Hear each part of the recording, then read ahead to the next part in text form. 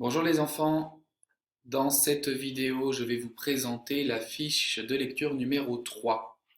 Pensez toujours bien à écrire votre prénom et la date tout en haut, ça m'aidera à savoir à qui appartient ce travail lorsque je récupérerai les fiches à votre retour.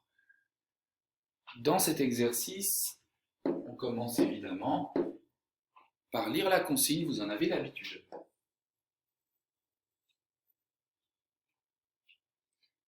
Je termine la phrase pour décrire l'image.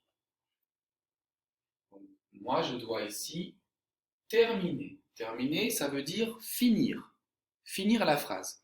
La phrase a été commencée, mais il manque quelque chose. Je termine la phrase pour décrire l'image.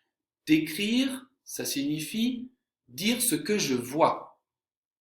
Donc avant d'écrire, eh bien, je vais regarder l'image et je vais faire des phrases pour raconter ce que je vois.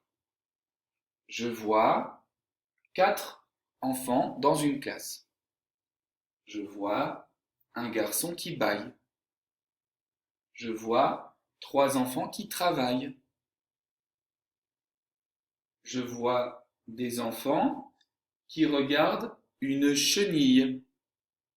Je vois des images de papillons.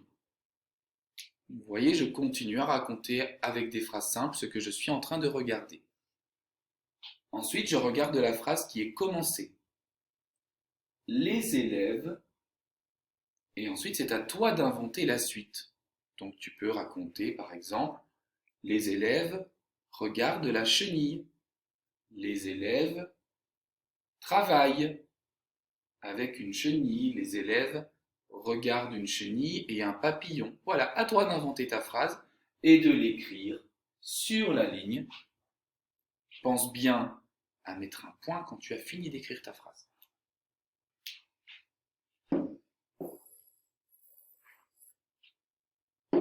Évidemment, pour écrire les mots, chenille, papillon, tu as ton livre de lecture dans lequel tu sais les retrouver.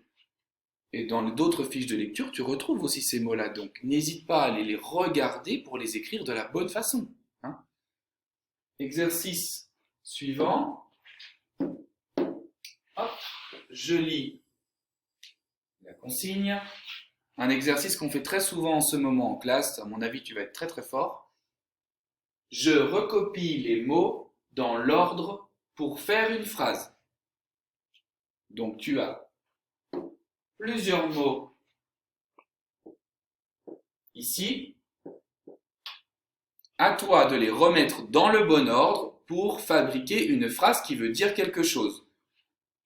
Attention, le monsieur te rappelle qu'une phrase, ça commence par une majuscule, une grande lettre, et se termine par un point à la fin pour dire qu'on a bien terminé. Pour les élèves qui en ont besoin, vous pouvez découper des petits morceaux de papier sur lesquels vous allez écrire les différents mots. Comme ça, ensuite, avec vos petits morceaux de papier, vous aurez seulement à les déplacer pour retrouver la place de chacun des mots. Et quand vous avez réussi à mettre les étiquettes dans l'ordre, vous réécrivez votre phrase ici sur la ligne. Voilà, à vous de jouer.